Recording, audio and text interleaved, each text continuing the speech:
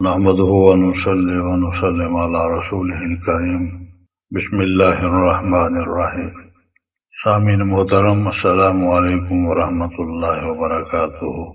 कबूलियत दुआ और क़ज़ाए हाजात के लिए सूरह इखलास का मुजर्रब अमल। बावजू क़िबला रुख बैठकर 1000 मरतबा सूरह इखलास पढ़ें।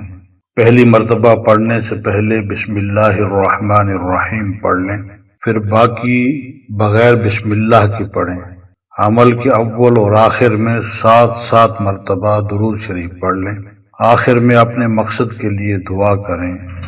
बहुत ताकतवर अमल है और बाज़ अहले इल्म ने इसे इसमें आज़म करार दिया है।